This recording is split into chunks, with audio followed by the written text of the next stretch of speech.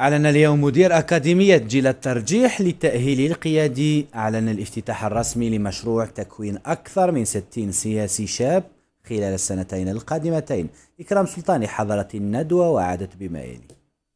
انطلقت اليوم أشغال أكاديمية الترجيح والتأهيل القيادي بحضور شخصيات سياسية وإعلامية، حيث أكد المنظمون أنهم يسعون إلى تكوين 12,000 أكاديمي خلال 15 سنة. عديد الحزم المعرفية نهدف من خلالها إلى تكوين هذه الكفاءات، وكذا التنقيب على الكفاءات السياسية الفطرية التي نقوم فقط بصقل مهاراتها والدفع بها في عالم السياسة. من الضروري أن تكون فئة شبابية تعمل عمل سياسي واعي وحضاري من خلال أولا التكوين السياسي الذي نحن بصدده هنا في هذا الملتقى. هذا المشروع أتاح لنا فرصة أن الواحد يكون نفسه في الجانب السياسي. نحن في أكاديمية جيل ترجيح بشكل أساسي نعتمد على طريقة التعليم أو طريقة التكوين e-learning. هذا وتحدث بعض السياسيين عن الوضع الذي تعيشه الجزائر اليوم وعن الدور الذي يجب أن يلعبه شباب اليوم، خاصة الإطارات منهم.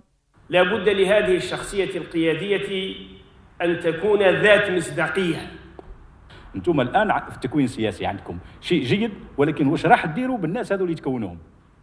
هذا الجيل الذي يتكون الان سياسيا ان يتجاوز السياسه بمفهومها الحالي في الجزائر. المشروع يستهدف كل ربوع الوطن تحت محاور أساسية تتمثل في المعرفة، السلوك، المهارات والفاعلية. فهل سيرى نجاحا في المستقبل أم أن صراع الأجيال سيستمر إلى سنوات أخرى؟